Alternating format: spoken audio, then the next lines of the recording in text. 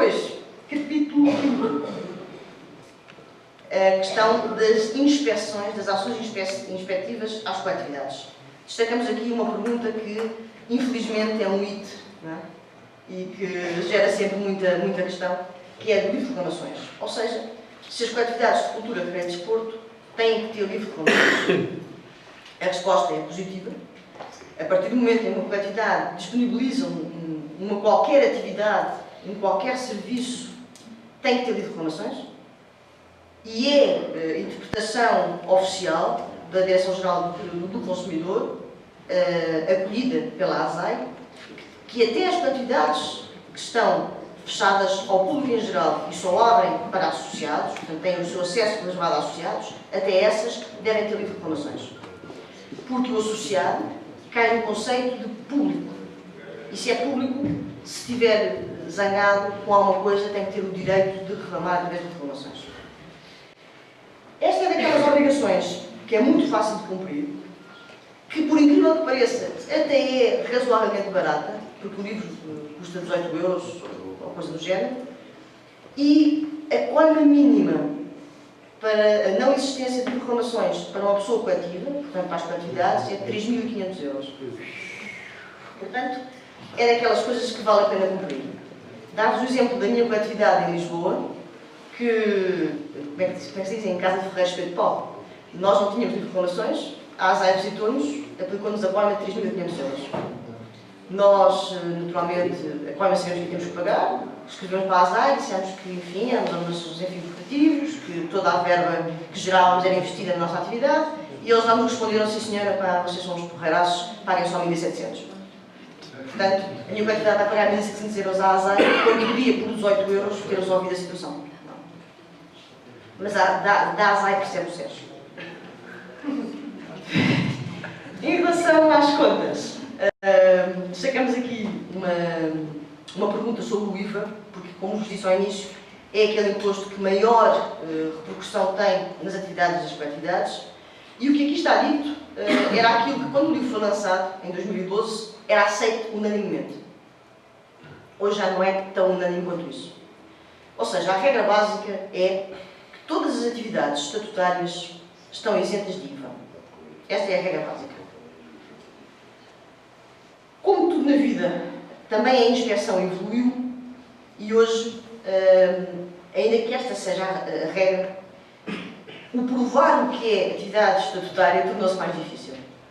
E hoje em dia, por exemplo, aquilo, as chamadas mensalidades que se paga por uma escola de música, ou que se paga por uma aula de karaté, ou que se paga por pertencer a uma equipa de futebol, já levantam dúvidas sobre se tem ou não tem incidência de IVA.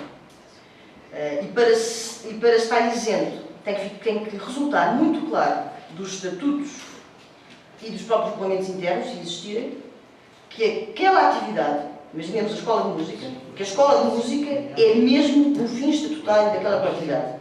E que quem está na escola de música é associado.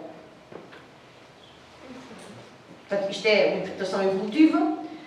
Já tivemos casos de coletividades que, inclusive, tiveram que recorrer ao tribunal para provar em tribunal que aquela atividade é, de facto, corresponde ao seu fim estatutário e, portanto, está isenta de IVA.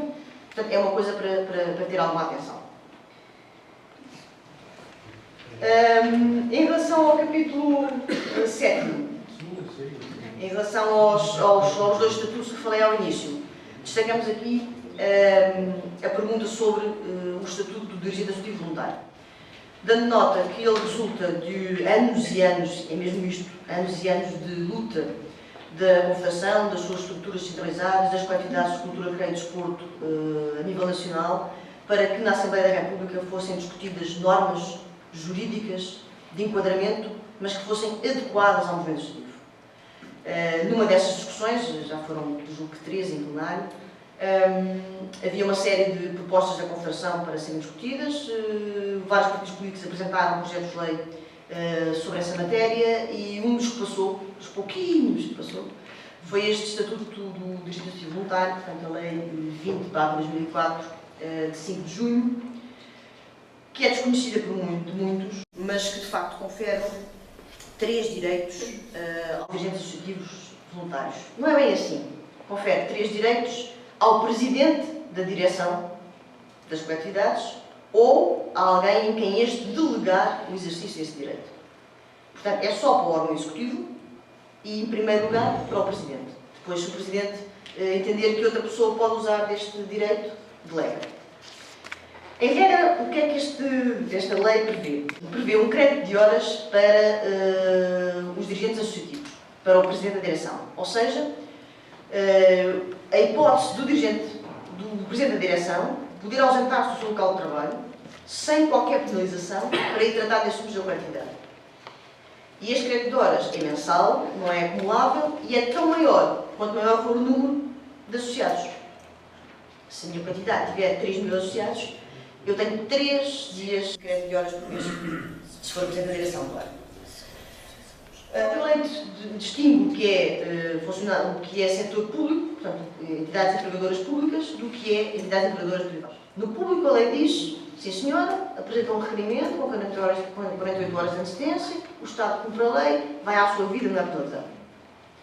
No privado, a lei diz, bom, isto depende do entendimento que a entidade empregadora privada faça. Se quiser cumprir, se quiser dar essa benesse, pois que também terá regalias em sede de IRC. O que é que acontece? No privado não temos nota de nunca ter sido utilizado, admito que tenha sido, nós é que não conhecemos. No público, há de tudo. Há quem cumpra e há quem não cumpra. Ou seja, temos a situação de dirigentes associativos que pedem este crédito de horas, por exemplo, em hospitais públicos, e é denegado. Portanto, o próprio Estado que fez a lei não está a cumprir a lei. De qualquer forma, achamos que devemos divulgar e devemos insistir. É um direito que está consagrado em lei. Para além deste crédito de horas, prevê-se também que o dirigente associativo voluntário possa marcar as férias primeiro que os seus colegas, para as poder fazer conciliar com uma altura de maior atividade das coletividades. Este é, de facto, é capaz de ser mais difícil, não é? Porque mexe com vários trabalhadores, não é? E, finalmente, concede ainda um seguro de acidentes de trabalho, seguro de acidentes pessoais, suportado a 75% pelo Estado, quando o dirigente associativo se deslocar com a sua coletividade ao estrangeiro. Não é o que a gente faz todos os dias, naturalmente, mas às vezes acontece. A verdade é que nós costumamos dizer que não fazemos a mais pequena ideia de, querendo usar esta contrapartida por ser dirigente associativo, a quem é que nos devemos dirigir para pedir este seguro. Mas é o que a lei prevê. Finalmente, as causas, o capítulo sobre a extinção das associações. Nós aqui destacamos a pergunta sobre quais são as causas para uma associação se extinguir. A causa mais normal é o decurso do prazo, ou seja, aquele tipo de associação que é constituída para determinado fim, para atingir determinado objetivo. O objetivo é atingido, extingue-se. Eu costumo dar sempre o mesmo exemplo, portanto, quem já me ouviu 350 vezes já está parte desse exemplo. No Euro 2004 criou-se uma associação de voluntários para apoiar as atividades do Euro. Quando o Euro 2004 terminou, aquela associação extinguiu-se. Tinha um prazo específico. Há outras causas de extinção engraçadas, não é? Que é esta questão do falecimento de todos os associados. Nós não pomos essa hipótese nas coletividades, não é? Mas que se pensarem, às vezes, hoje em dia, não digo nada. Não digo nada. Mas se pusermos a hipótese de associações, imaginemos uma associação de empresas. Portanto, se as empresas todas falirem, o que hoje em dia também não é, infelizmente, nada do outro mundo, aquela associação vai extinguir-se por isso mesmo. Está mesmo a acabar, não é? Mais um pouco. E, finalmente, depois há aquelas causas de extinção que têm a ver com processos judiciais, com insolvências, que são, de facto, mais complicadas. Enfim, fizemos uma viagem rápida sobre o manual. A nossa perspectiva agora é ouvir as vossas questões, as vossas dúvidas, tentar esclarecer o que soubermos. O que não soubermos, o Sérgio aponta e depois responde. E, basicamente, a ideia é esta. É um instrumento de trabalho, não está fechado e precisa muito da colaboração de quem está no terreno diariamente e, portanto, todas as questões que tiverem, coloquem sem medos que o Sérgio